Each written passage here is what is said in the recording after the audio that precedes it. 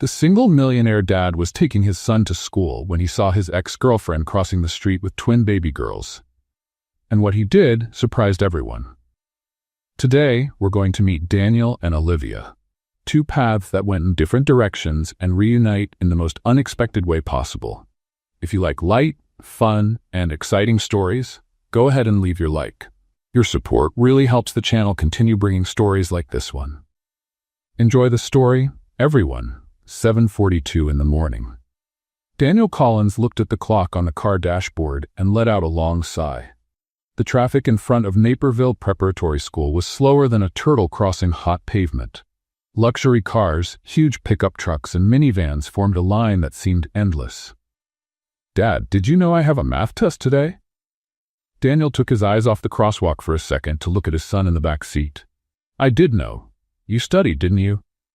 Caleb Collins flashed a smile that always gave him away when he was hiding something. "Sort of." "Caleb?" Okay. I studied last night, about 15 minutes. 15 minutes? Dad, it's math. Numbers are numbers. They don't change." Daniel shook his head but couldn't hide his smile. Caleb had this annoying ability to turn any argument into something that seemed to make sense, even when it made no sense at all. The car in front moved forward a few yards. Daniel drove a little further and stopped at the crosswalk, which was full of mothers and fathers crossing. And that's when he saw something that made his heart race. Between a blonde mother talking on her cell phone and a father balancing 3 backpacks on his shoulders, a woman was crossing the street pushing a double stroller. Daniel frowned. There was something familiar about that woman. The way she walked, slightly leaning forward, the brown hair, the way she bit her lower lip when she was focused. No, it couldn't be. Daniel's heart jumped inside his chest.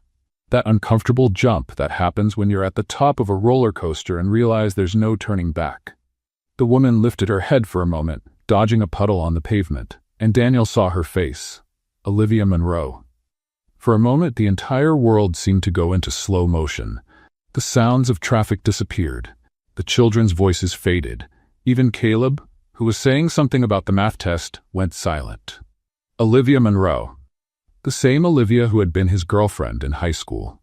The same Olivia he had loved with all the ridiculous intensity of a 17-year-old boy. The same Olivia who, on a September afternoon, had said they needed to talk and then simply disappeared from his life, without explanation, without reason, without anything. The last time Daniel had heard about her, 2 years ago, was through a mutual acquaintance who casually mentioned at a party that Olivia had married Richard Ashford, a millionaire businessman who had more money than common sense. The news had reached Daniel's ears like hot water. It didn't burn, but it bothered him just the same. And now, there she was. But she wasn't the Olivia he expected to see. The Olivia he imagined, if he still imagined anything about her, was an elegant, well-dressed woman with a private driver and probably a nanny for each day of the week. The Olivia he imagined wouldn't be pushing a heavy stroller with deep dark circles under her eyes, wearing a stained sweatshirt and worn-out sneakers. Inside the double stroller, 2 twin baby girls were fidgeting. One of them was holding a colorful toy that clearly belonged to the other, because the second baby was making that indignant face that only small children can make. "Dad? Dad, are you okay?" Caleb's voice brought Daniel back to reality. He blinked several times as if waking from a dream. I'm fine. You're making a weird face." "I'm not making any face." "Yes, you are. You look like you've seen a ghost." Daniel didn't answer because the description was annoyingly accurate. The light was still red. Olivia kept crossing the street, struggling with the stubborn stroller that had one of its wheels crooked, and Daniel remained still, hands on the steering wheel, not knowing exactly what to do. The sensible answer was to do nothing. Wait for the light to turn green, move forward, drop Caleb off at school, and continue with the morning as if nothing had happened. After all, 15 years had passed. 15 years of silence, of unanswered questions, of a wound he thought had healed. That was the sensible answer. But then, Olivia's stroller got stuck. One of the front wheels got stuck in an uneven spot on the sidewalk, making the stroller stop abruptly.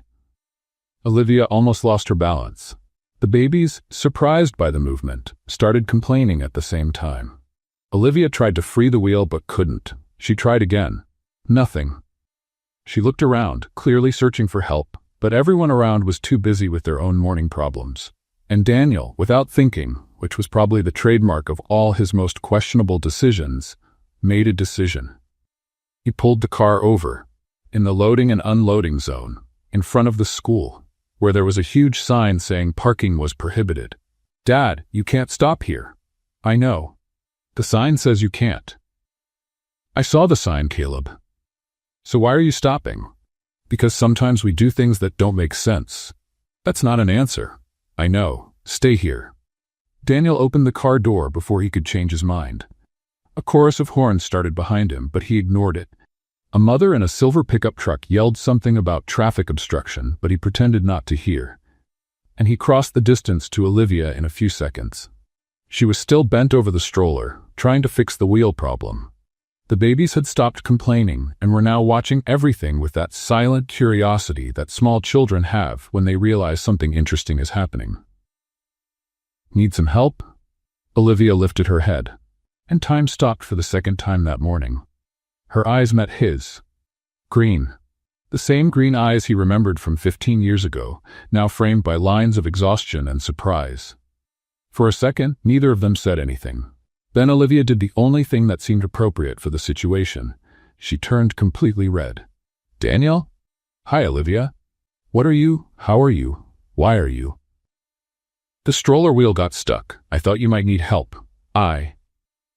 She didn't finish the sentence. In fact, she seemed to have temporarily forgotten how to form complete sentences. Daniel took advantage of the silence to crouch down and examine the problematic wheel. "It's just a rock. Got stuck here in the axle. Let me see if I can." He worked on the wheel for a few seconds and managed to dislodge the rock. The stroller moved freely again. "There you go." Daniel stood up and wiped his hands on his pants, completely ruining the fabric that had been spotless. But he didn't care. At that moment, pants were the least of his worries. Olivia was still looking at him as if he were an apparition. "Thank you," she finally managed to say. Thank you. You're welcome." The silence returned. That awkward silence that fills the space when two people have 15 years of unspoken history between them. One of the babies in the stroller made a sound that seemed like a laugh, or maybe a burp. It was hard to tell with children that age. Daniel looked at the stroller. "Twins?" "Yes, Lily and Sophie. They're beautiful." "Thank you." More silence. On the other side of the street, a familiar figure appeared at the school entrance. Mrs. Thompson, the secretary who had worked there for over 20 years and who knew all the secrets of all the families in Naperville, was watching the scene with poorly disguised interest. She had a coffee mug in her hand and the expression of someone who had just found gossip material for the entire month. Daniel pretended not to notice. "Do you need a ride somewhere? I can take you." "No, you don't need to.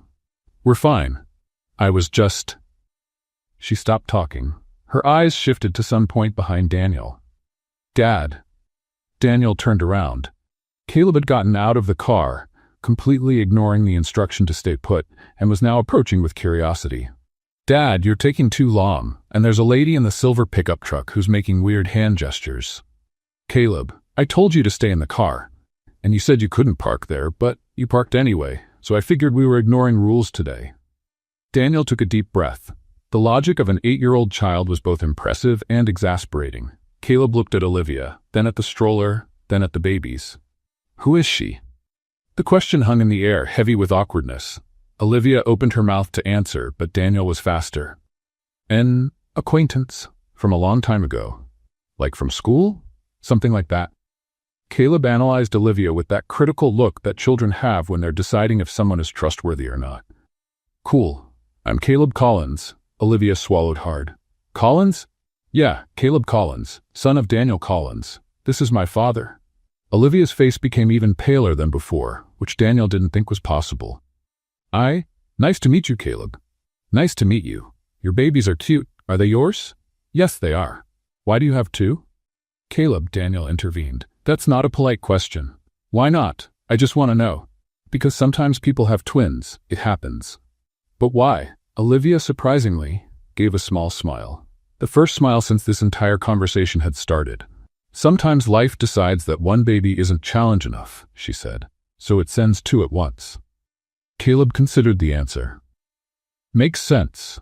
Like when the teacher assigns two projects in the same week because he thinks we have time to spare. Exactly that. Daniel looked from Caleb to Olivia, and for a very brief second, something inside him warmed up, a feeling that was familiar and at the same time completely new. But the moment was interrupted by the sound of an engine. A traffic officer on a motorized bicycle was approaching Daniel's car, looking at the no parking sign with that satisfaction that only inspectors can have. "I think you're going to get a ticket," Caleb observed. Daniel sighed.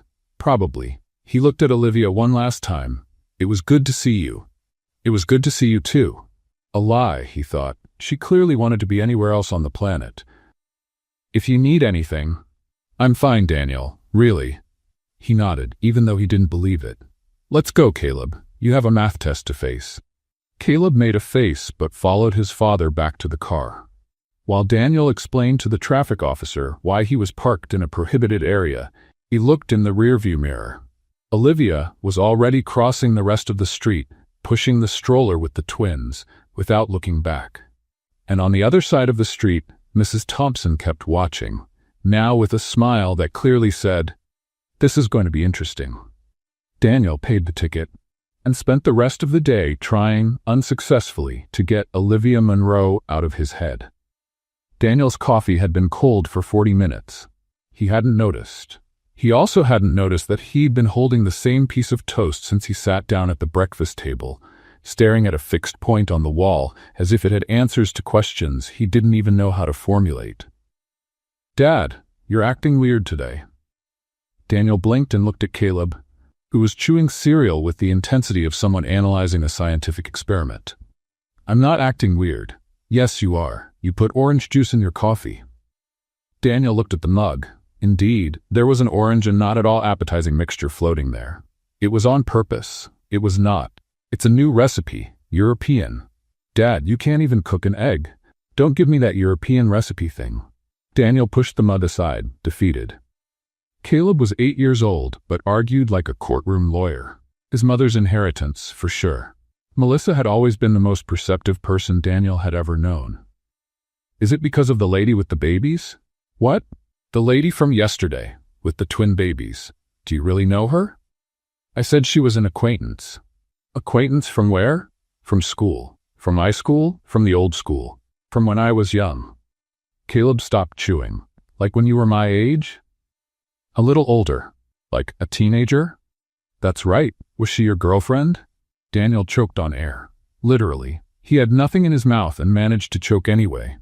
"Why are you asking that?" "Because you got that fish face when you saw her. You know, mouth open, eyes wide. Just like when Aunt Martha tells those long stories and you don't know how to escape." "I didn't get a fish face." "Yes, you did. I saw it." Daniel stood up and grabbed the car keys. "Come on, or you'll be late for school." "You didn't answer my question." "What question?" "If she was your girlfriend." "It's none of your business." "So she was." "Caleb." "What? You didn't say no. When an adult doesn't say no, it means yes. I learned that from the Detective Dog cartoon." Daniel took a deep breath, counting to 10 mentally. He got to 3 and gave up. "It was a long time ago. It doesn't matter anymore." "Okay," Caleb shrugged, grabbing his backpack. "But you still have fish face." The traffic in front of the school was even worse than the day before. Daniel kept his eyes fixed on the crosswalk, but this time for completely different reasons. He wasn't looking for Olivia. Definitely not. He was just observing the environment, paying attention to his surroundings, being a conscientious citizen. "Dad, there!" Daniel almost jumped in his seat. "What?" "Where?" "The ice cream. Look, a new ice cream shop opened across the street." "Oh, ice cream, right? Did you think I saw something else?" "No. Seems like you did." "Just get to school, Caleb." Caleb opened the car door but stopped before getting out. "Dad, if you want to talk about the lady with the babies, you can talk to me. I'm good at keeping secrets. You told the whole school when I burned the birthday cake." "That was different. It was funny. This seems serious." And before Daniel could respond, Caleb jumped out of the car and ran toward the school entrance, backpack bouncing on his back. Daniel stayed there for a few more seconds, his fingers drumming on the steering wheel. He wasn't looking for Olivia. That's when he saw her. She was on the other side of the street, partially hidden behind a tree, pushing the twins' stroller in the opposite direction from the school, as if she was trying to go unnoticed, as if she was trying to avoid exactly the place where Daniel was. Which, let's face it, was a terrible plan, considering she was wearing the same purple sweatshirt from the day before, and the double stroller was the size of a small car. Daniel got out of the car, not to talk to her, of course, just to stretch his legs, get some air, admire the local architecture. "Mr. Collins." The voice made Daniel freeze mid-step. Mrs. Thompson was coming toward him with the speed of a torpedo and the precision of a guided missile. She was carrying a clipboard, 3 folders, and a smile that promised nothing good. "Good thing I found you. I need help carrying some boxes to the auditorium." "Now? Right now. They're decorations for the science fair. They weigh a ton." Daniel looked to where Olivia was. She had already noticed his presence and was clearly increasing the stroller's speed. "I really need to." "Oh, wait." Mrs. Thompson waved frantically at someone behind Daniel. Miss with the stroller. Could you help too?" Daniel closed his eyes. No. Sorry, me?" Olivia's voice sounded behind him. "Yes, you. It's just a few boxes. Many hands make light work." Daniel turned around slowly. Olivia was 3 yards away from him, with an expression that mixed horror and resignation. "Hi," he said. "Hide. You know each other?" Mrs. Thompson asked with completely false innocence. What a wonderful coincidence. The silence that followed was so thick you could cut it with a knife. The twins, oblivious to the adult's awkwardness, played quietly in the stroller. One of them was trying to eat her own foot. The other watched with genuine scientific interest. "So," Mrs. Thompson clapped her hands, "the boxes are over there. Shall we?" The next 15 minutes were the longest of Daniel's life. He and Olivia carried boxes in silence, avoiding eye contact as if looking at each other would trigger some kind of natural disaster.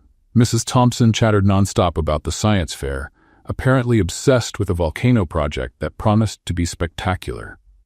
"So, Miss Monroe," Mrs. Thompson said casually, "has it been long since you came back to Naperville?" Daniel almost dropped the box. Monroe. She still used her maiden name, or had gone back to using it. Olivia hesitated. "A few weeks. And your husband? Didn't he come with you?" The silence was deafening. "I'm not married anymore," Olivia finally said, her voice carefully controlled. "Oh." Mrs. Thompson had the decency to look embarrassed for approximately half a second. "I'm sorry." "Don't be. Everything's fine." It wasn't. Daniel could see that clearly, but it wasn't his business. Not anymore. They finished loading the boxes and left the auditorium. Mrs. Thompson disappeared with some excuse about important phone calls, leaving Daniel and Olivia alone with the twins. "Thanks for the help," Olivia said, already moving toward the stroller. "Olivia," she stopped. "I can help with whatever you need. A ride, support, anything." "Daniel, it's not because of the past, it's because you clearly need help, and I can offer it." Olivia turned around, and for a moment, he saw something in her eyes. Exhaustion, perhaps, or maybe pride. "I don't need charity. It's not charity, it's basic human decency. I'm fine. The girls are fine. We're managing." "Olivia?" That's when Sophie, or was it Lily? Daniel still couldn't tell them apart, started crying. Not a normal baby cry. A cry that seemed to have been designed by acoustic engineers to hit the exact frequency to vibrate windows. Olivia ran to the stroller, picked up the baby, tried to calm her down. Nothing worked. The crying only got louder. Daniel watched for a few seconds. Then, without thinking, he moved closer. "Can I try?" Olivia looked at him, clearly wanting to refuse. But the crying was getting louder, and people around were starting to look. She handed the baby to Daniel. He adjusted the little girl in his arms, supporting her head with one hand while the other made gentle movements on her back. It was an instinct he hadn't forgotten, developed during Caleb's first months of life. "Hey, little one," he murmured. "It's okay. Everything's fine." The baby sniffled, sobbed, and miraculously stopped crying. Olivia's jaw dropped. "How did you?" "Practice." Caleb was a difficult baby. He returned the baby to the stroller where she was now perfectly calm, playing with her own fingers as if she had never cried in her life. Olivia stayed silent for a long moment. "Daniel, I don't have a permanent place to stay." The words came out fast, almost stumbling over each other, as if she was afraid of losing them if she took too long. Daniel felt his stomach sink. What? We're staying in a temporary place. Very temporary. But I can't accept your help. Not after everything that happened. She grabbed the stroller and started walking, leaving Daniel standing in the middle of the sidewalk. But before disappearing around the corner, she looked back one last time. And in her eyes, Daniel saw something that looked a lot like hope fighting against fear.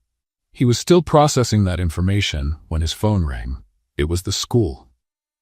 Caleb had just been sent to the principal's office. The principal's office had a specific smell of trouble, a mixture of reheated coffee, old papers, and nervous sweat from children who knew they had done something wrong. Caleb was sitting in a chair that seemed to swallow his small body, swinging his feet that didn't reach the floor. "Explain to me again," Daniel said, massaging his temples. "You did what?" "I just told the truth." "What truth?" "That Tommy Peterson couldn't say his dad was the richest man in Naperville because that was statistically unlikely considering the number of businessmen in the area." Principal Miller, a 60-year-old woman with glasses that seemed to have come from the 80s, cleared her throat. "Mr. Collins, your son also presented a chart." "A chart?" "With demographic data he researched during recess." Daniel looked at Caleb, not knowing whether to be impressed or worried. "Where did you get that data?" "Internet." And a bit of logical deduction. "Caleb, you can't just—" "Dad," he was bragging. "Someone needed to present the facts." Principal Miller sighed. "There was no formal punishment, Mr. Collins. We just thought it was important to inform you, and perhaps guide Caleb about appropriate moments to present statistical analyses." Daniel drove Caleb home in silence, processing the day. First Olivia revealing she had nowhere to stay. Then his son humiliating a classmate with demographic data. It was too much information for a Tuesday. That night, he couldn't sleep. He lay staring at the ceiling, replaying the conversation with Olivia. Temporary place. Very temporary. What did that mean? A hotel? Someone's house? Something worse? 15 years ago, Olivia had disappeared from his life without explanation. Now she was back, clearly needing help and refusing any offer. Her pride had always been strong. That hadn't changed. The next day, Daniel dropped Caleb off at school and decided to get coffee at a nearby cafe. He needed caffeine. He needed to think. He needed anything other than sitting still in traffic staring at crosswalks. Cafe Aurora was a small, cozy place with wooden tables and a cinnamon smell that filled the space. Daniel ordered a double espresso and sat near the window. That's when the door opened and Olivia walked in. The universe clearly had a very peculiar sense of humor. She was pushing the twins' stroller, who were exceptionally quiet, probably exhausted from crying so much at inopportune moments. Olivia went to the counter, ordered something, and only then noticed Daniel sitting there. Her expression was a work of art in 3 acts: surprise, irritation, and resignation. "Are you following me?" she asked. "I got here first." "That doesn't answer my question." "I'm not following you. I just wanted coffee." "At a cafe that's exactly on the route between the school and nowhere?" "It's a free country. I can have coffee wherever I want." Olivia huffed but didn't leave. She looked at the available tables, all occupied, and then at the empty chair in front of Daniel. "I'm not sitting with you." "I didn't offer." "Good." Silence. One of the twins made a sound that seemed like a laugh, or maybe mockery. Hard to tell. "There's an empty chair here." Daniel pointed to his table. "You said you weren't offering." "I changed my mind. That's my prerogative." Olivia rolled her eyes but moved closer. She parked the stroller next to the table and sat down, maintaining the greatest physical distance possible from Daniel, which was impressive considering the tiny size of the table. The attendant brought her order. A simple coffee for herself and a small bowl with pieces of banana and strawberry for the twins. "So," Daniel said, "temporary place." "I don't want to talk about it. You mentioned it yesterday." "It was a moment of weakness. It won't happen again." "Olivia, Daniel, listen." She put her coffee on the table with more force than necessary. "I know you want to help. I know you think you have some obligation because of the past, but you don't. We broke up 15 years ago. You moved on with your life. I moved on with mine. The fact that my current life is a bit complicated isn't your problem." "A bit complicated?" "Okay, very complicated. Happy now?" "Not especially." Lily, or Sophie, Daniel still couldn't tell them apart, reached her little hand toward the fruit bowl. Olivia picked up a piece of banana and gave it to her. "Where are you staying?" he asked. "In a place."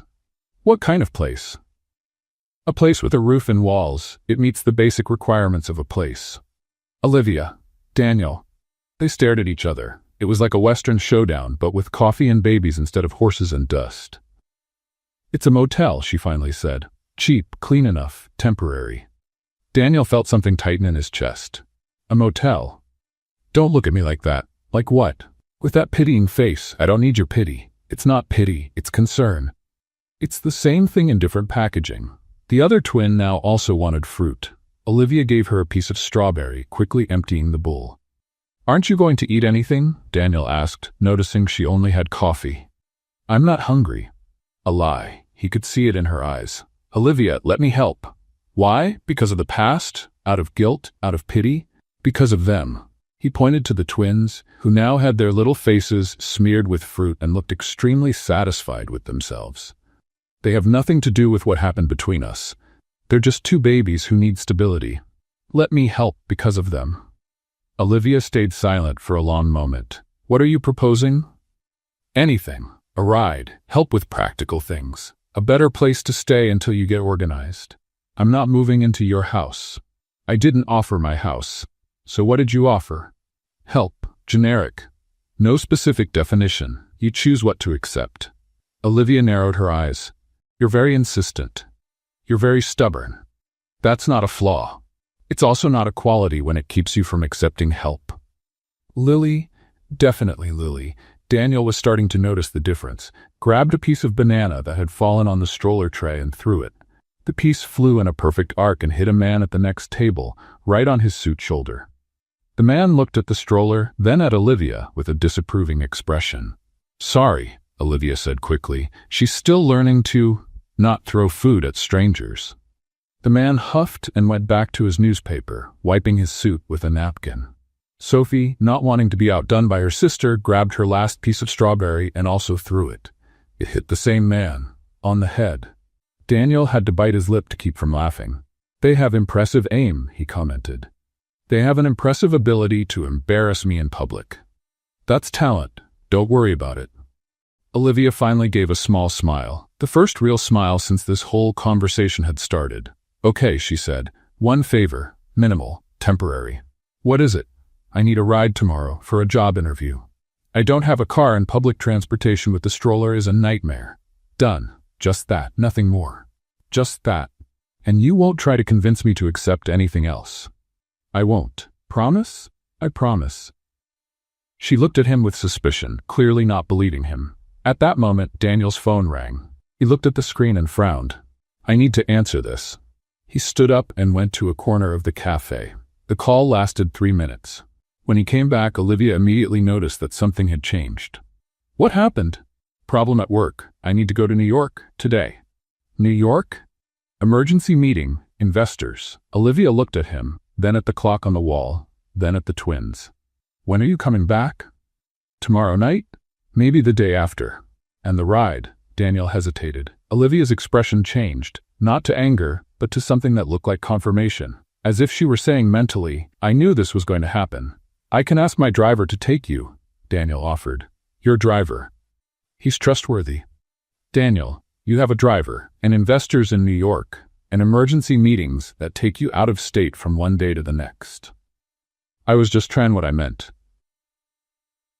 She stood up, starting to gather the twins' things. "Olivia, it's okay, really, I'll manage." "You don't need to manage, let me help. You just said you need to go to New York." "But I can arrange."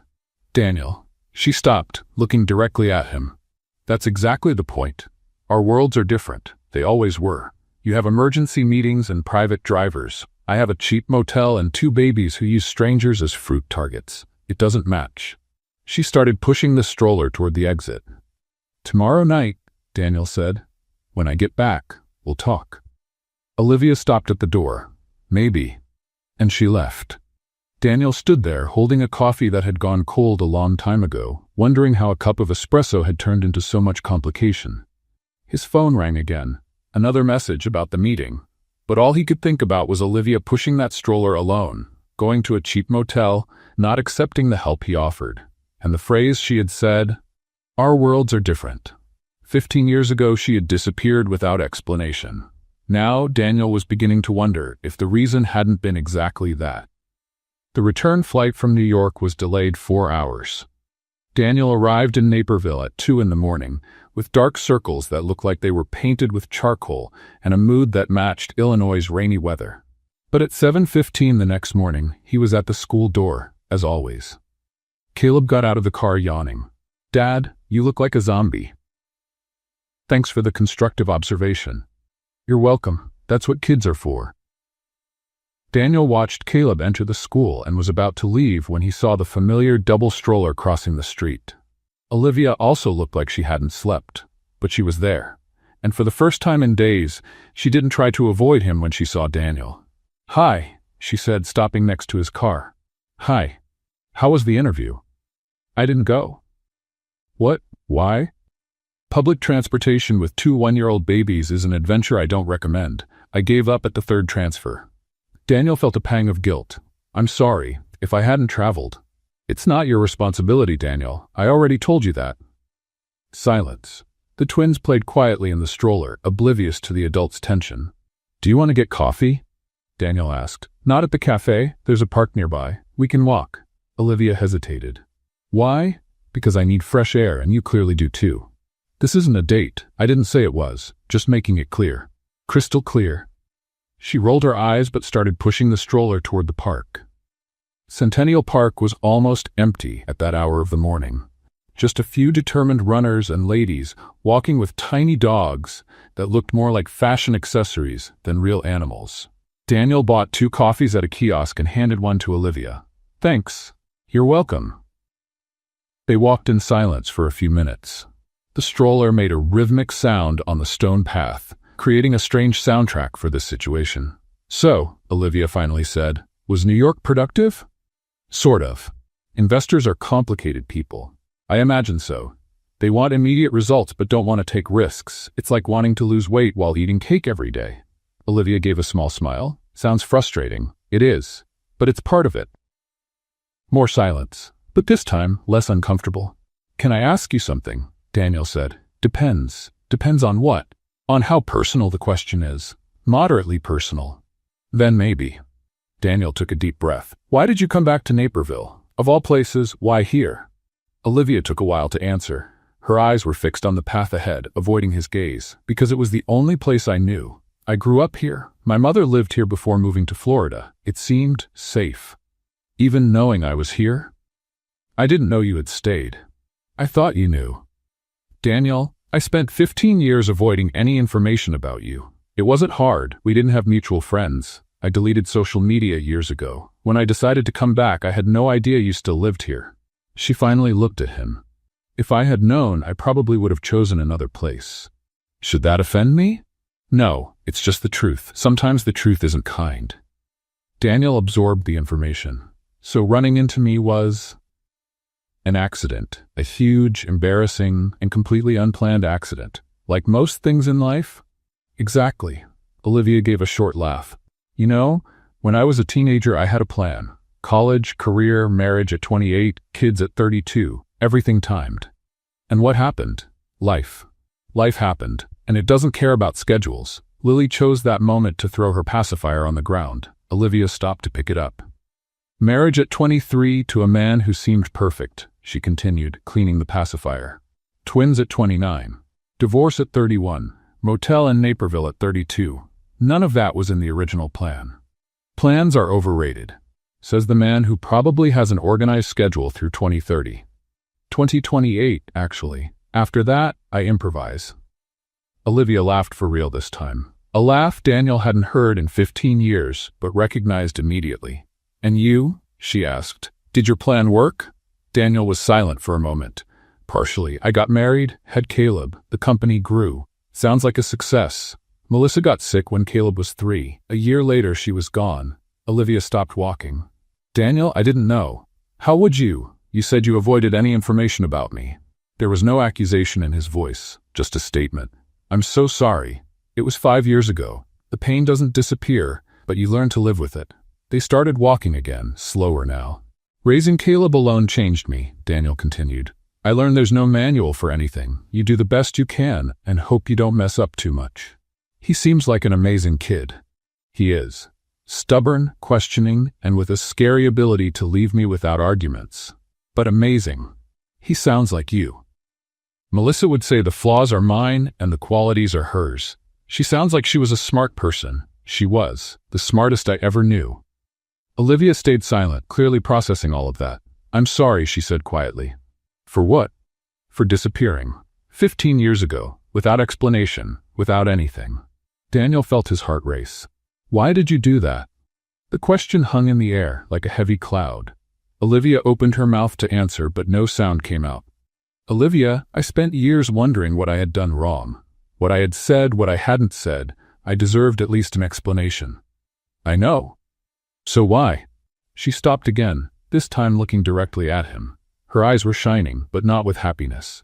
Because I was young and scared, and I thought... A bark interrupted the sentence. Before either of them could react, a huge golden retriever appeared running down the path. The dog spotted the twins' stroller, as if it were the most interesting toy in the universe. No, no. Olivia tried to turn the stroller, but it was too late. The dog jumped on its hind legs, resting its front paws on the side of the stroller, and started licking the twins' faces with absurd enthusiasm. Sophie screamed in fright. Lily screamed with joy. The contrast was impressive. Beethoven, Beethoven, come back here. A white-haired lady was running after the dog, completely out of breath. Daniel tried to push the dog away, who clearly thought this was a wonderful game. Sir, he's friendly, the lady gasped. He's huge, Daniel replied, finally managing to create distance between the animal and the stroller. They're the same thing to him. Lily stretched her little hands toward the dog, clearly wanting more. Sophie kept crying, her face covered in dog drool. Olivia tried to clean her daughter while holding the stroller, while the lady attached the leash to Beethoven, who wagged his tail as if he had just done the best thing of his life. Sorry, dear, the lady said. He escapes whenever he sees children. Loves children. Doesn't know he weighs 90 pounds. It's okay, Olivia said, clearly not thinking it was okay. The lady left dragging Beethoven, who looked back with the face of someone who didn't understand why the fun had ended. Daniel looked at Olivia. Olivia looked at Daniel. Sophie was still crying. Lily was still stretching her hands toward where the dog had gone. And, out of nowhere, Olivia started laughing. Not a small laugh, a full belly laugh, the kind that makes your stomach hurt. This, she said between laughs, perfectly sums up my life. Every time something important is about to happen, a giant dog appears and licks everyone. Daniel also started laughing. Metaphorically or literally? Both, apparently. They stood there, laughing in the middle of the park while Sophie gradually calmed down and Lily complained about not being able to play with the dog anymore. When the laughter subsided, Daniel looked at Olivia. You were going to tell me something, before Beethoven. The laughter disappeared from her face. It was nothing. Olivia. Daniel, not today, please. She started gathering things in the stroller, clearly getting ready to leave. You always do this, he said. You get close and then run away. I'm not running away. Yes, you are. That's exactly what you're doing. Olivia gripped the stroller bar tightly. Maybe I am, but it's not because I want to. Then why? She didn't answer. Instead, she started pushing the stroller toward the park exit. Thanks for the coffee, she said without looking back. And she left. Daniel stood in the middle of the path, holding an empty coffee cup, with more questions than when the morning began. 15 years ago, Olivia had disappeared without explanation. Now it seemed the explanation was right there on the tip of her tongue, waiting to come out. But something still kept her from speaking. 3 weeks. 21 days. Daniel wasn't counting. But if he were, that would be the exact time since Olivia Monroe had come back into his life like a hurricane of double stroller and permanent dark circles. And sometime during those 3 weeks, something strange happened. They developed a routine. Not a planned routine. Nothing official. Just a series of coincidences that repeated with suspicious frequency. Daniel dropped Caleb off at 7:30. Olivia showed up around 8, pushing the stroller. They had coffee together at the park kiosk. Sometimes they talked. Sometimes they stayed silent. Sometimes the twins threw things at strangers. It was strange. It was comfortable. It was completely confusing. "Dad, is Olivia going to be there today?" Daniel almost choked on his breakfast. "What?" "Olivia, the lady with the babies. She's always there when you drop me off at school." Coincidence. Every day is a coincidence? Sometimes the universe is repetitive. Caleb chewed his cereal with that analytical look Daniel knew all too well. "You like her?" "She's a pleasant person." "That's not what I asked." "Finish your cereal, Caleb." "You're deflecting. I'm your father. I have the right to deflect."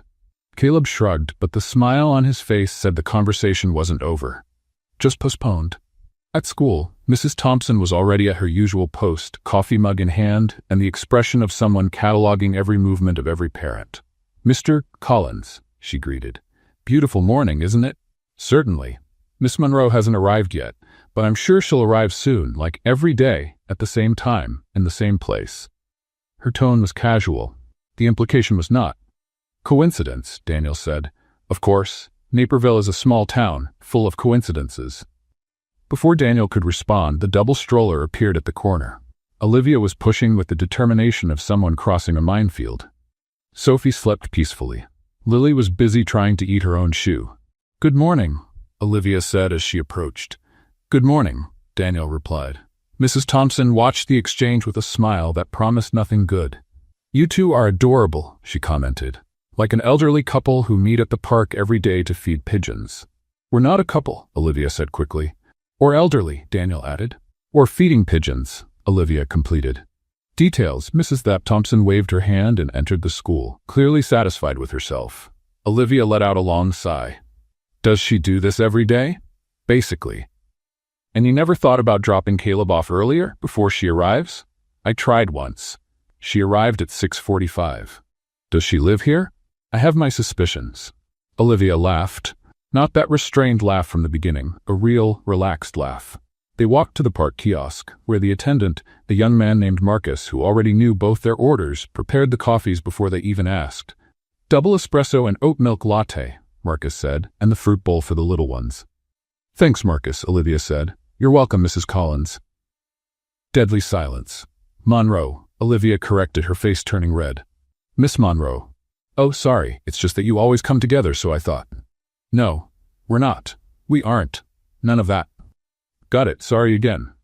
Marcus moved away quickly, clearly regretting having said anything. Daniel was making a heroic effort not to laugh. "Don't say anything," Olivia warned. "I wasn't going to say anything." "You're smiling. It's an involuntary reflex. I have no control. You have total control over your face." "Not when you turn red like that." Olivia picked up the coffee and took a long sip, clearly trying to hide her face behind the cup. They sat on a bench while the twins ate fruit. Sophie had woken up and was now fighting over a piece of banana with her sister, each one pulling to one side. "Do they always do this?" Daniel asked. "Always. It's their favorite sport, food fighting." "Who usually wins?" "Neither of them. The banana always ends up on the ground." As if listening, the banana slipped from the twins' hands and fell exactly between them. Both looked down, then at each other, and started crying simultaneously. "And there it is," Olivia sighed. Daniel, without thinking, picked up 2 new pieces from the bowl and handed one to each baby. The crying stopped instantly. "You're good at this," Olivia observed. "Practice." Caleb was worse. Once he cried for 40 minutes because the cookie broke in the wrong shape. What was the right shape? To this day I don't know, but the wrong one definitely made him cry. Olivia smiled, shaking her head. They stayed silent for a moment, watching the children. It was a comfortable silence, the kind that happens between people who don't need to fill every second with words. Daniel looked at Olivia sideways. The morning sun illuminated her face, softening the lines of exhaustion. She seemed more relaxed than in the first few weeks, more herself. And it was at that moment that Daniel realized something he should have realized much earlier. He still felt something for her. Not the same teenage passion from 15 years ago, something different, more mature, more complicated, more real, and completely inconvenient. "Daniel?" He blinked, coming back to reality. "What? You were staring at nothing for about 30 seconds. "I was thinking." "About what?" "Things." "What kind of things?" "General things. Nothing important." Olivia narrowed her eyes, clearly not believing him. You're a terrible liar. I'm a great liar, you just know me too well. The words came out before Daniel could stop them, and the weight of them hung in the air, changing the atmosphere. Olivia looked away. Daniel, we can't. I didn't say anything. You didn't need to. I saw it on your face. My face didn't say anything. Your face said everything. Before he could respond, a familiar voice interrupted. Dad. Caleb came running through the park, backpack bouncing on his back. Behind him, a young teacher seemed to be trying to catch up with him without success. Caleb, what are you doing here? Didn't class start? The teacher said it's extended recess because there was a problem with the heating system. The teacher finally reached the group, out of breath. Mr. Collins, sorry, he ran off before I could explain that parents would be formally notified. It's okay, thanks for coming after him. The teacher waved and went back to the school, clearly relieved she hadn't lost a child. Caleb looked at Olivia, then at the twins, then at his father. Your friend is here again. Olivia isn't my... Hi, Aunt Olivia. Aunt Olivia. The silence that followed was deafening. Olivia opened her mouth, but no sound came out. Daniel wanted to say something, but his brain had temporarily stopped working. What? Caleb asked, genuinely confused. Isn't she your friend? She is, just a friend. Then why is everyone making that weird face? We're not making a weird face. Yes, you are. You look like fish again. Olivia finally found her voice. Caleb, you can call me Olivia, just Olivia. But Dad said I have to call adults sir and ma'am or uncle and aunt. It's more polite. In this case, just Olivia is polite enough. Caleb considered the information. Okay, just Olivia. He looked at the twins. Can I play with the babies? They're too small to play the way you play, Olivia explained. I can play slowly. I know how to do that. You do? Yes, look. Caleb sat on the ground in front of the stroller and started making faces at the twins. Lily immediately started laughing. Sophie watched with scientific suspicion, as if evaluating whether this strange being was trustworthy. Daniel and Olivia watched the scene, temporarily distracted from the earlier awkwardness. He's adorable, Olivia said. He's a hurricane disguised as a child. Runs in the family. Daniel was about to respond when Olivia's phone rang. She looked at the screen and all the relaxation in her face disappeared instantly, as if someone had turned off the light inside her. What is it? Daniel asked. Olivia didn't answer. She just kept staring at the screen, her face pale. Olivia? It's Richard, she finally said, her voice low. My ex-husband, he wants to talk. Daniel felt his stomach sink, and from the expression on Olivia's face, she did too. Olivia didn't respond to her ex-husband's message. She also didn't answer the 3 calls that came after. And she spent the next 2 days avoiding Daniel as if he were a contagious disease. But in a town the size of Naperville, avoiding someone was a sport that required more skill than she had. On Thursday, Daniel found her sitting on a bench in front of the public library. The twins were sleeping in the stroller. Olivia was staring at nothing, her cell phone in her hand as if it were about to change everything. Are you okay? Daniel asked, approaching. I'm fine. You don't look fine. Thanks for the observation. Very helpful. Daniel sat down next to her, keeping a respectful distance. Want to talk about it? No. Okay. They stayed silent for a few minutes. The noise of the city filled the space between them, cars passing, birds, a child crying somewhere in the distance. He wants to see the girls, Olivia said suddenly. Daniel didn't respond. He just waited. After months without any news, months without sending a penny of child support, now he wants to see the girls. And you? Me what? Do you want him to see them? Olivia let out a bitter laugh. What I want doesn't matter. He's their father. Legally, he has rights. Rights he ignored for months. The legal system doesn't care about emotional nuances. Before Daniel could respond, a black car stopped on the other side of the street. Not just any car, an imported sedan, the kind that cost the equivalent of a year's rent. Olivia went rigid. No, she murmured. The car door opened and a man got out. Tall, dark hair, perfectly styled, a suit that looked custom-made. He looked around until he spotted Olivia and started crossing the street. Is that him? Daniel asked quietly. Richard. The name came out as if it tasted bad.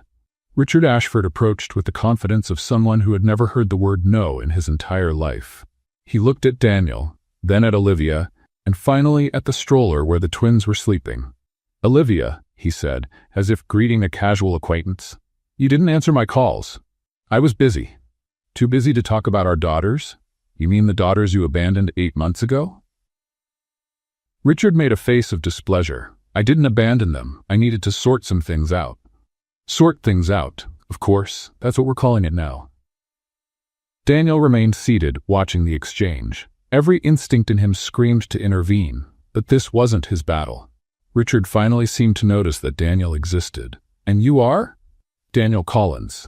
Collins. Richard frowned as if the name were familiar. The Daniel Collins from Collins Ventures? Yes. Richard's expression changed, a mixture of surprise and calculation. Interesting, he said, looking from Daniel to Olivia. You didn't waste any time. It's not what you're thinking, Olivia said quickly.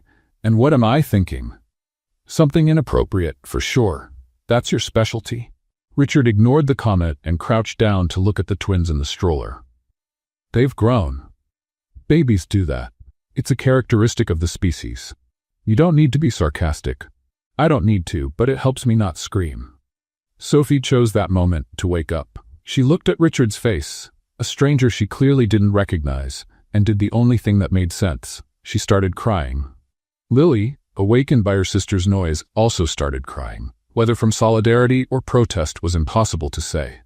Richard backed away from the stroller as if the babies were radioactive. Do they always do this? Only with strangers, Olivia replied, picking Sophie up.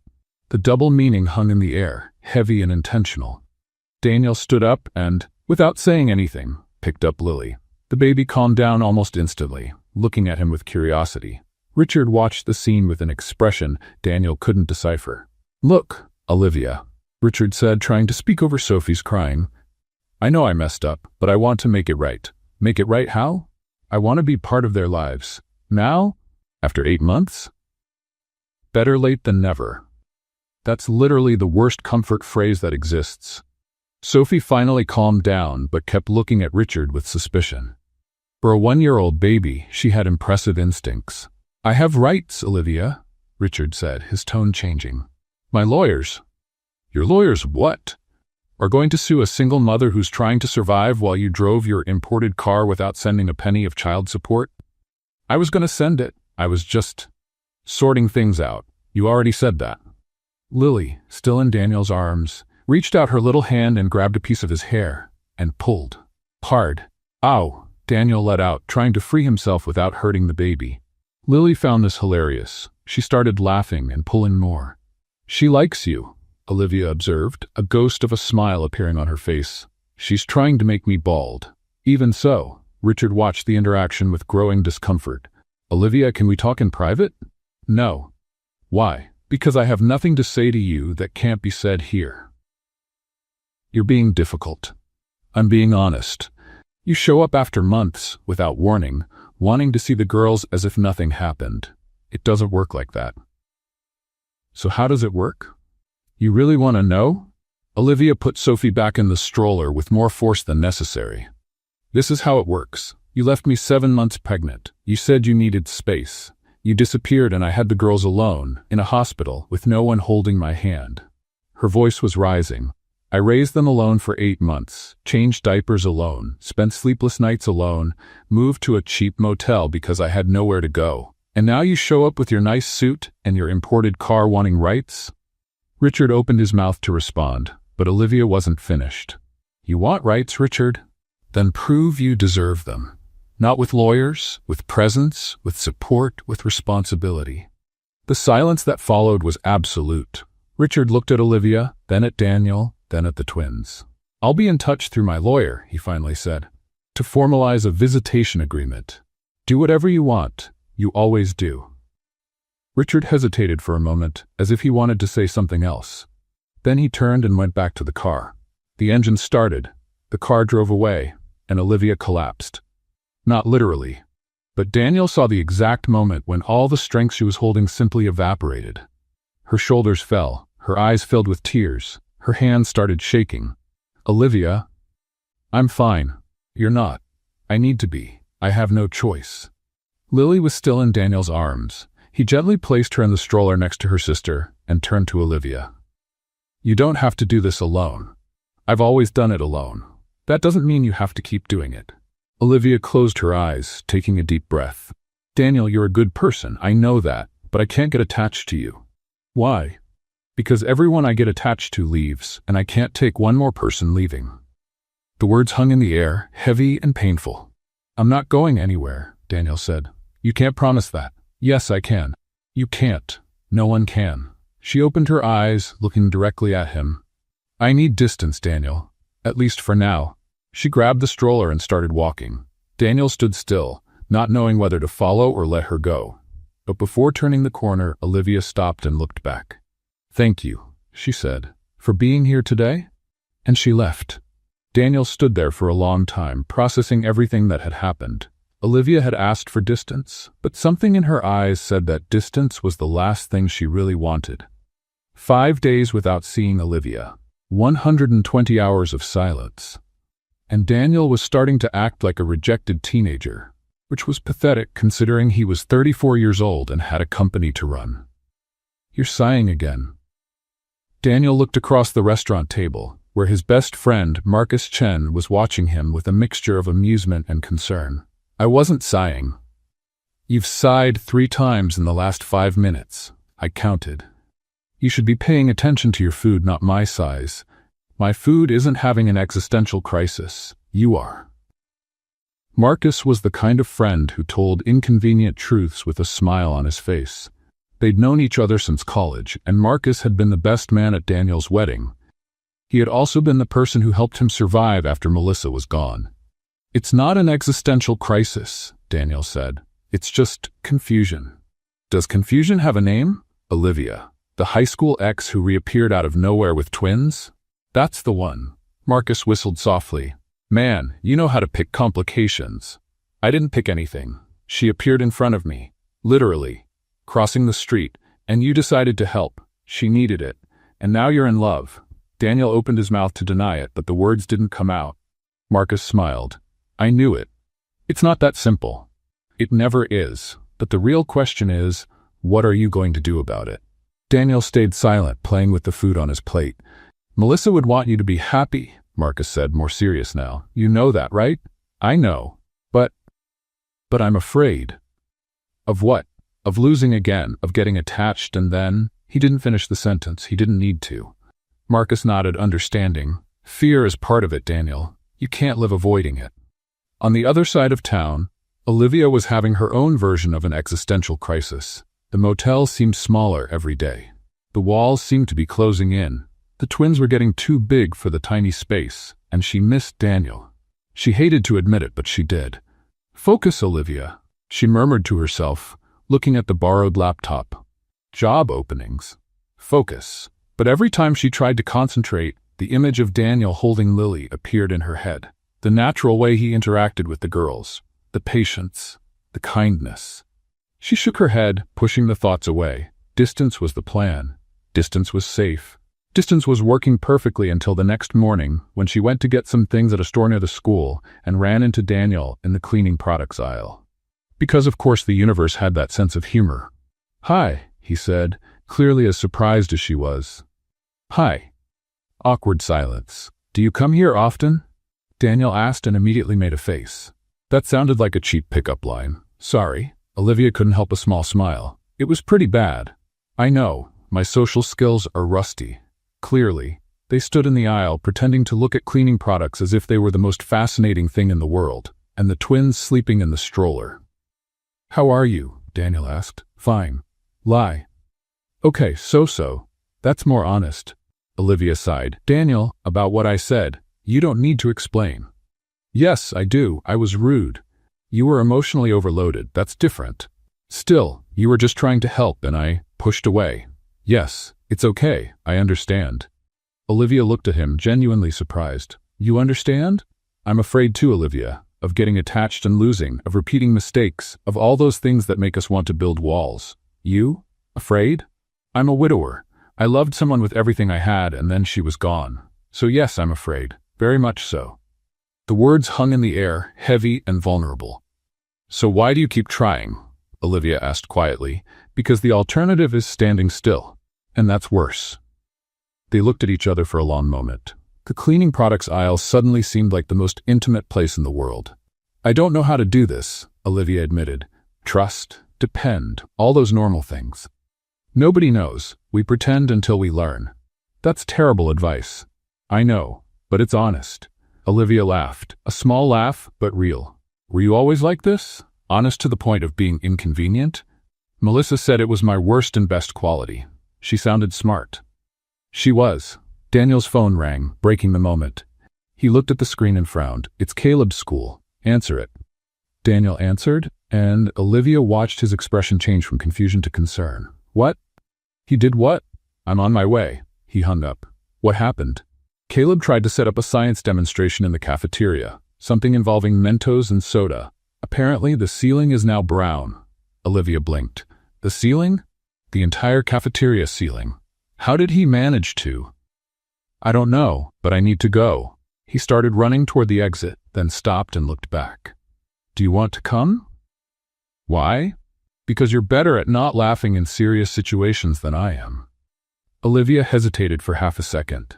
Then she left the shopping cart and ran after him with the twins in the other stroller.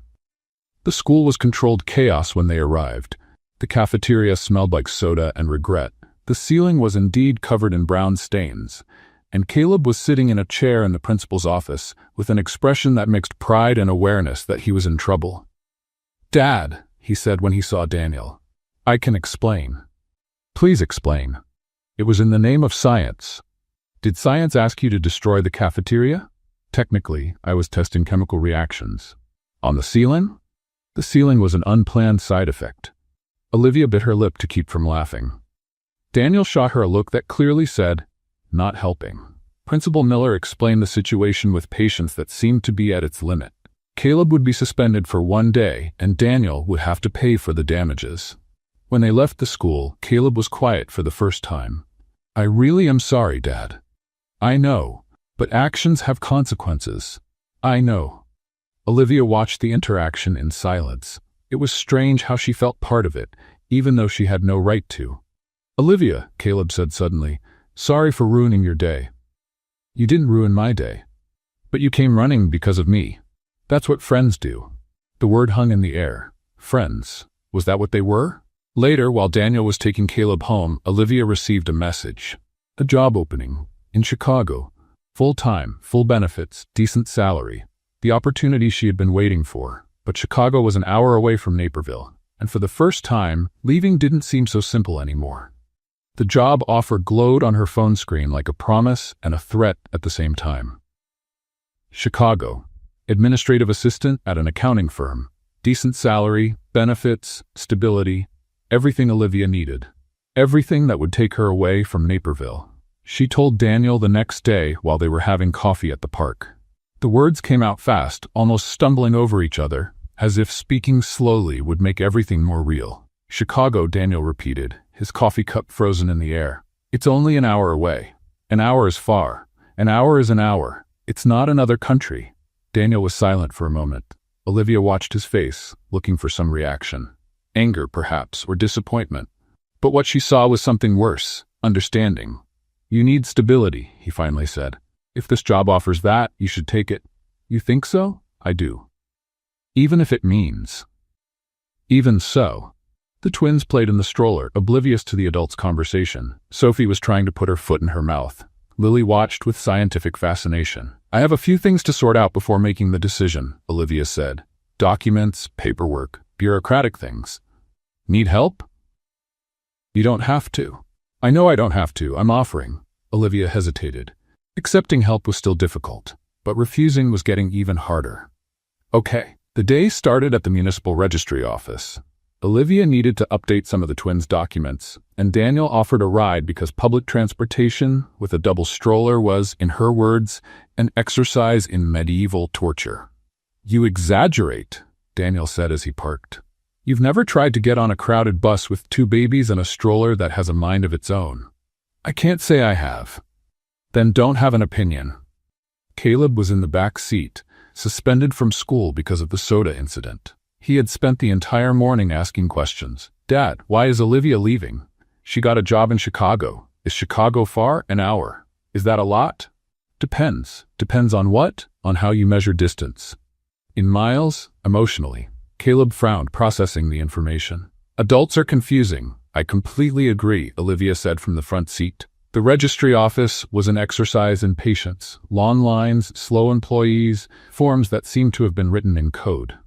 Olivia filled out papers while Daniel held Sophie, and Caleb entertained Lily by making faces. She's laughing, Caleb announced proudly. Babies laugh at anything, Daniel said.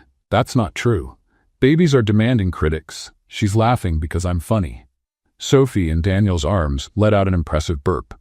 Was that a compliment or a criticism? Daniel asked. With babies, you never know, Olivia replied without taking her eyes off the form. After the registry office, they stopped for lunch at a diner. Caleb ordered a sandwich that was bigger than his head. The twins ate pieces of fruit and tried to throw half of it on the floor. They do this on purpose, Olivia explained when a banana slice went flying near a gentleman at the next table. Sorry, Daniel said to the man, who looked at the group with a mixture of irritation and amusement. How many children do you have? The man asked. The silence that followed was deafening. We're not. Olivia started. They're not. Daniel tried at the same time. It's complicated, Caleb completed, chewing his sandwich. The man raised his eyebrows, clearly confused, and went back to his meal. Daniel and Olivia exchanged an embarrassed look. That was weird, very. But you look like a family, Caleb observed casually. Like if someone looked from the outside. Caleb, Daniel said in a warning tone. What? It's true. Look, you're holding Sophie, Olivia is feeding Lily, and I'm here eating my sandwich. It looks like a normal family. The definition of normal family is pretty broad, Olivia said. Exactly. Broad enough to include you guys. Before any adult could respond, a familiar voice cut through the air. Well, what an adorable scene. Mrs. Thompson materialized next to the table as if she had been summoned by supernatural forces. She was carrying a shopping bag and a smile that promised nothing good. Mrs. Thompson, Daniel said, trying to sound casual. What a coincidence. Naperville is a small town, Mr. Collins. Coincidences happen. She looked at the group. Daniel with Sophie in his arms, Olivia feeding Lily, Caleb in the middle eating as if there were no tomorrow. You look like a real family, she commented. It's beautiful to see. We're not, Olivia started. Yet, Mrs. Thompson interrupted with a smile. The key word is yet, and she left before anyone could respond. The silence at the table was palpable. Is she always like this? Olivia asked. Always. How did she know we were here? I have theories, but none I can prove. Caleb shrugged. She probably has a radar, like superheroes. After lunch, they went to a few more places. Bank, post office, a store to buy supplies for the twins. With each stop, the dynamic between them became more natural. As if it were routine, as if it were normal. And maybe that was the problem. Daniel, Olivia said as they walked back to the car. Thank you for today. You don't need to thank me. Yes, I do. You spent the whole day helping me with boring bureaucratic things. They weren't boring. They were interesting. Liar. Okay, they were a little boring, but the company made up for it. Olivia smiled, but the smile didn't reach her eyes. Do you think I should go to Chicago? Daniel took a while to respond. I think you should do what makes you happy, what gives you stability. That doesn't answer my question, because the answer isn't mine to give. They looked at each other for a long moment, something unspoken hanging in the air between them. Olivia's phone rang, breaking the moment. It was the company from Chicago. Olivia answered, and Daniel watched her expression change from hope to confusion to something that looked like disappointment. I understand, she said. Yes, I understand. Thank you for letting me know. She hung up. What was it? Daniel asked. The job has a 3-month training period, full-time, irregular hours. And they don't accept employees with small children during training. They say it's too intensive. Daniel was silent, processing. So you would have to find someone to take care of the girls for 3 months. Someone trustworthy. In Chicago, where I don't know anyone. The impossibility of the situation hung in the air. Or, Olivia said quietly, I let this opportunity pass, and I stay where I am, without a job, without stability, without anything. She looked at the twins sleeping in the car, then at Daniel. Sometimes it feels like no matter what I do, all the doors close. Daniel wanted to say something comforting, something that would make everything better. But before he could speak, Another message arrived on Olivia's phone. It was from Richard's lawyer. And the content made her face go white. The message from Richard's lawyer was simple. He was giving up on the visitation process. No explanation. No reason. Just giving up.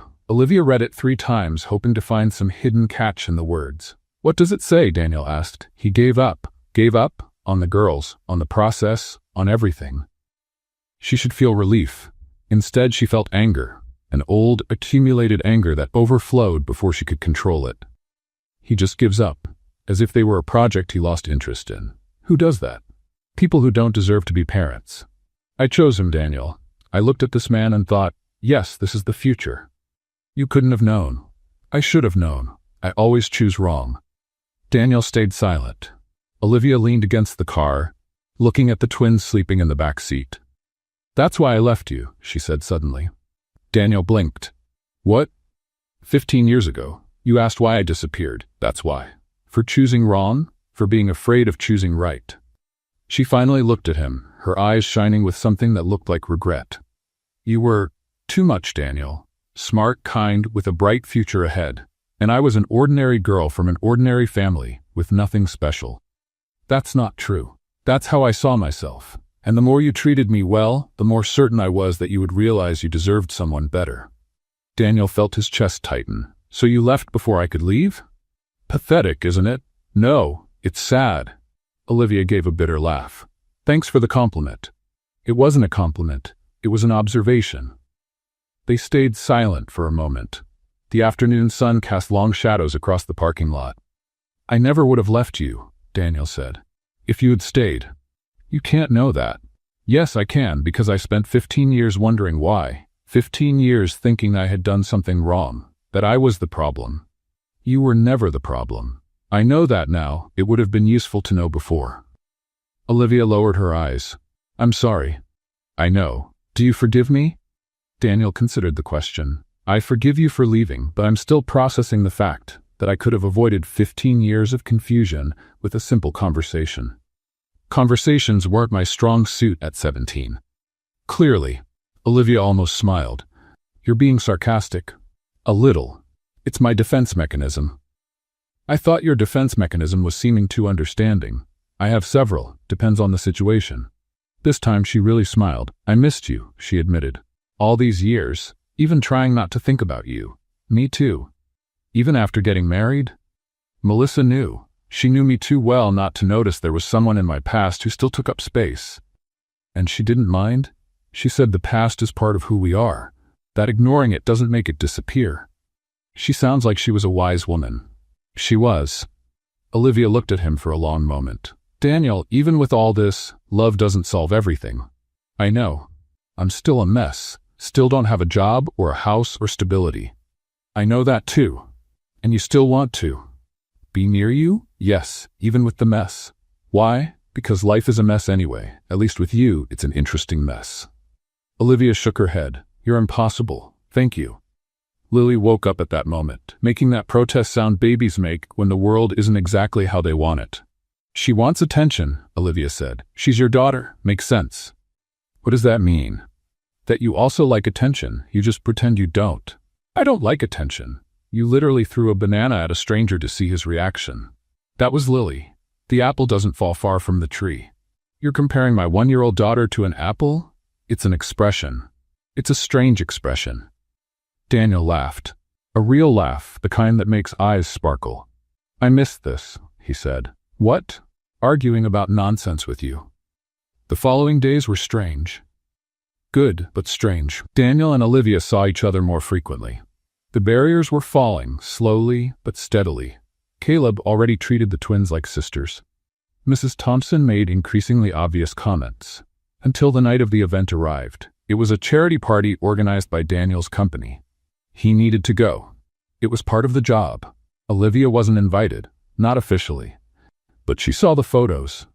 The next day, while scrolling through her phone, an image appeared on a local news site. Daniel Collins at charity event, next to a blonde, elegant woman, smiling at the camera. The caption said, Businessman Daniel Collins and his companion at the gala night. Companion. Olivia felt her stomach sink. Of course. He would have someone. Someone from his world. Someone who wore gala dresses and knew how to behave at elegant parties. Not a single mother from a motel with 2 babies and 0 prospects. When Daniel called later, she didn't answer. When he sent a message, she responded with monosyllables. The next morning, when he showed up at school, she avoided him. "Olivia, wait," he called. She didn't stop. "What's going on?" "Nothing. That's clearly not nothing." "Daniel, you don't owe me explanations. We're not anything officially." "What are you talking about?" "Your companion, at the party." Daniel was confused for a second. Then it clicked. "You saw the photo." "Everyone saw the photo." "Olivia, that was my cousin Emily." Silence. "Your cousin. She lives in Boston. She was visiting and I needed someone to go with me." "Your cousin." "That's what I said." Olivia felt her face heat up. "Oh, yes. Oh, I may have jumped to conclusions." "May have." "Okay, I definitely jumped to conclusions." Daniel crossed his arms, but there was a smile trying to escape. "You were jealous." "I wasn't jealous." "Yes, you were. It was just concern." "Concern is another word for jealous." "It's not." "Yes, it is." Olivia huffed. "You're unbearable. But you like me anyway." She opened her mouth to deny it, but the words didn't come out. Because he was right, and for the first time, she didn't want to run from that truth. The confession of jealousy hung in the air between them, like smoke that refuses to dissipate. Olivia was still red.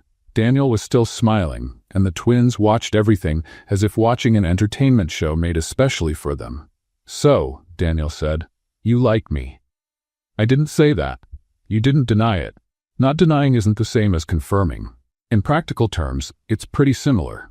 Olivia crossed her arms, trying to look irritated. It wasn't working. "You're unbearable."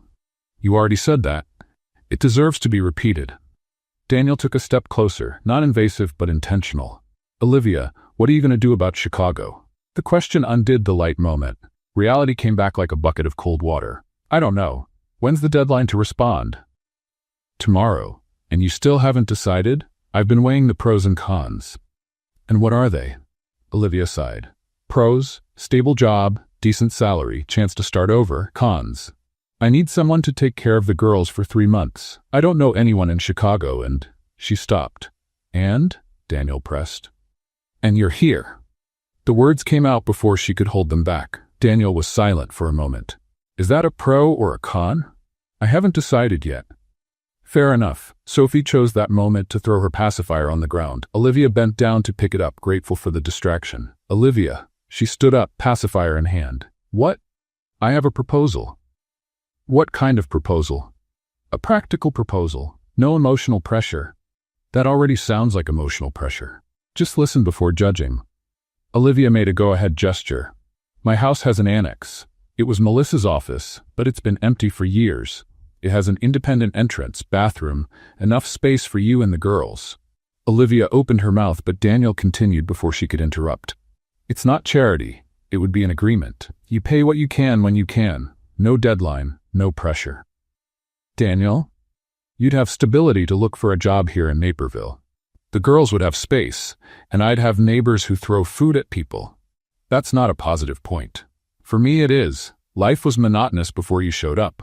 Olivia shook her head. "You're offering me your house. An annex to my house. It's different. It's the same property. Technically, yes, but with total privacy." "Daniel, people will talk." "People always talk. Mrs. Thompson has already invented our wedding and the names of our future children." "What?" "She mentioned something about Emily for a girl and Thomas for a boy." I tried not to pay attention. Olivia didn't know whether to laugh or cry. "This is crazy." "Most of the best decisions are." "That's not true." "Maybe not, but it sounds inspiring." Lily made a sound that seemed like laughter or agreement. "Hard to tell." "You're using my daughters to convince me," Olivia accused. "They clearly have good taste. They're 1 year old. Their taste is literally putting everything in their mouth, including my finger last week. It hurt quite a bit." Olivia finally laughed, a laugh of surrender. "Why are you doing this?" "Doing what?" "Being so persistent. After everything." Daniel considered the question seriously. "Because 15 years ago I let you leave without fighting. I spent 15 years wondering what if. I don't want to spend another 15 with the same question." The words hung between them, heavy and honest. "I don't want to hurt you," Olivia said quietly. "I have a history of ruining things." Everyone does. My history is particularly impressive. Then will be two disasters trying not to collide. Sounds interesting. Sounds risky. That too. But what's the alternative? You go to Chicago, spend 3 months without the girls, working in a place where you don't know anyone, trying to prove you can do everything alone. When you put it like that, or you stay here, close to someone who cares about you, with space to breathe and figure out the next step. And what do you get out of this? Noisy neighbors and a stubborn woman who argues with me about everything. That doesn't sound like an advantage. Depends on perspective. Olivia looked at the twins. Sophie had fallen asleep. Lily played with her own feet, completely unconcerned with the adult decisions happening around her. If I accept, Olivia said slowly, it doesn't mean we're together. I know. It means I'm accepting help. Temporarily. Understood. And you can't keep making that lovesick face every time you see me. I don't make a lovesick face. Yes, you do. Even Caleb commented. What did he say? That you look like a dog waiting for a treat when I'm around. Daniel made a face. That's offensive. It's accurate. Dogs are noble animals. It wasn't a compliment, Daniel. I'm going to consider it a compliment anyway. Olivia shook her head but was smiling. You're impossible. You already said that too. Because it keeps being true. They stayed silent for a moment, but it wasn't a tense silence anymore. It was something softer, more comfortable. So? Daniel asked. What's the answer? Olivia took a deep breath. Chicago meant starting over, forced independence, and 3 months away from her daughters. Naperville meant uncertainty, dangerous proximity, and a man who looked at her as if she were the answer to questions he didn't even know he had. I need to see the annex first, she finally said, before deciding anything. Fair.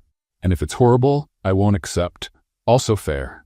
And you can't decorate before I see it. I want to see how it really is. You think I would decorate to impress you? Would you? Daniel hesitated. Maybe a few flower vases. I knew it, he smiled. She smiled back, and for the first time in a long time, the future didn't seem so scary. Tomorrow, Daniel offered. To see the annex? Tomorrow. Olivia grabbed the stroller and started to walk away. But after a few steps, she stopped and looked back. Daniel? Yes? Thank you for not giving up, he nodded. Always. She left, and Daniel stood there, feeling something he hadn't felt in a long time. Hope. The annex wasn't horrible. In fact, it was annoyingly perfect. Olivia stood at the entrance, looking at the space Daniel had promised not to decorate, and clearly had decorated anyway. You said you weren't going to touch anything. I said I wasn't going to put flower vases. And the new curtains? Curtains aren't flowers. And the rug? The rug is a safety issue. The girls are crawling. And the bed with new sheets? Basic hygiene. Olivia crossed her arms. You're impossible. You already said that, several times. Because it keeps being true. The twins had already escaped from the stroller and were crawling around the space as if they were explorers discovering a new continent. Lily found the rug and immediately tried to put it in her mouth. Sophie clapped for nothing in particular. They liked it, Daniel observed. They like anything they find interesting. Still, Olivia sighed. It was a sigh of surrender. Okay, I accept. Daniel's smile was worth every second of resistance she tried to maintain. 3 months later, life had a different rhythm. Olivia got a job at an accounting firm in Naperville, not in Chicago. The selection process was long, the interviews were tense, but she got it. Full-time, benefits, and most importantly, hours that allowed her to be present for the girls. The annex had become home. The twins were walking now, or rather, running uncontrollably across any available flat surface. Daniel's house had become an obstacle course designed to stop 2 children determined to explore every forbidden corner. Lily, don't put that in your mouth, Olivia said for the 100th time that day. What is that? Daniel asked, approaching. I'd rather not know. Fair enough. Caleb had taken on the role of big brother with impressive seriousness. He taught the twins to make faces, read books to them with dramatic voices, and explain scientific concepts they clearly didn't understand. Sophie, this is gravity, he said one afternoon, dropping a ball repeatedly. That's why things fall. Sophie picked up the ball and threw it at his head. She understood the concept, Daniel commented, just applied it creatively. The first kiss happened on an ordinary Tuesday. There was no dramatic music, No cinematic rain, no elaborate declarations. Just Daniel and Olivia in the kitchen, arguing about the best way to organize the pantry. "You can't put cereal on the bottom shelf," Olivia argued. "The girls will get it. But it's easier to reach. For them too." "Olivia, they're still small. They can't open the pantry door." "You underestimate the determination of hungry babies. You overestimate the motor skills of 1-year-olds. I'm a mother of twins. I know what they're capable of. And I've been a father for 8 years. I also know a few things." They stared at each other, neither wanting to give in, and then Daniel kissed her. It was quick, unexpected, and completely out of context. "What was that?" Olivia asked when he pulled away. "You look beautiful, arguing about cereal. I couldn't resist."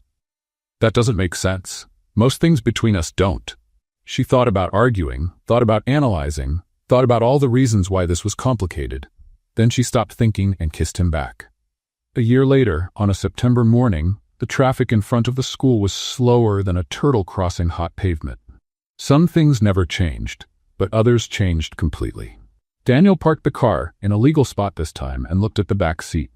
Caleb was squeezed between 2 car seats with the expression of someone who had accepted his fate. "Dad, when are the girls going to be old enough to sit without car seats?" "A few more years." "A few is how many?" "Many." Caleb sighed dramatically. "My life is a constant sacrifice. Drama runs in the family," Olivia commented from the front seat. "I'm not dramatic," Daniel said. "You cried watching a dog food commercial last week. The dog had lost its owner. It was sad. It was a 30-second commercial. A very emotional 30 seconds. They got out of the car like a coordinated military operation. Daniel picked up Sophie. Olivia picked up Lily. Caleb grabbed the backpacks, his and the twins, because now the girls attended the daycare attached to the school. "Ready?" Daniel asked. "Always," Olivia replied. They crossed the crosswalk together. The same crosswalk where it all began, where a stuck stroller and unexpected help had put 2 lives on a collision course again. Mrs. Thompson watched from the school entrance, mug in hand, smile on her face. "Collins family," she greeted when they approached. "Beautiful morning." "We're not officially Collins yet," Olivia corrected. "Technically," Mrs. Thompson said, "but technically is for documents. In practice, you've been a family since I saw Mr. Collins carrying diapers in the parking lot a year ago." "That was an emergency," Daniel said. "Emergencies reveal character." Caleb ran off to meet his friends. The twins were dropped off at daycare, where Lily immediately stole another child's toy and Sophie sat and watched with silent approval. "They're terrible," Olivia said with pride. "They're your daughters. Makes sense." Was that an insult? It was an affectionate observation. They walked back to the car holding hands, not because it was a dramatic gesture, but because it was natural. Because after a year of shared coffee, pantry arguments, sleepless nights, and chaotic mornings, holding each other's hand had become as automatic as breathing. "Do you think we're doing this right?" Olivia asked as Daniel started the car. "Doing what right?" "This, us, the improvised family." But Daniel considered the question. "There's no doing it right. There's doing it our way and hoping we don't mess up too much." "That's comforting." "I know. It's my talent." Olivia laughed. The car left the parking lot and entered Naperville traffic, which continued to be slow as always. The past hadn't been erased. The scars still existed, the fears still appeared sometimes, and not everything was perfect. But perfect was overrated. What they had was real. Built little by little, with patience, humor, and an absurd amount of diapers. "Daniel?" "Yes, thank you." "For what?" "For parking illegally that day." Daniel smiled. "Best ticket I ever paid." And as they drove through the city that had brought their paths together, Olivia finally understood one thing. She hadn't chosen wrong this time. She had chosen to come home. That was the story of Daniel and Olivia, marked by difficult choices, unexpected reunions, and second chances. If you believe that unexpected encounters can change everything, comment the word reunion down below. I really want to know your opinion. Do you think Olivia should accept Daniel's help or follow her own path? Leave your comment, subscribe to the channel, and until the next story.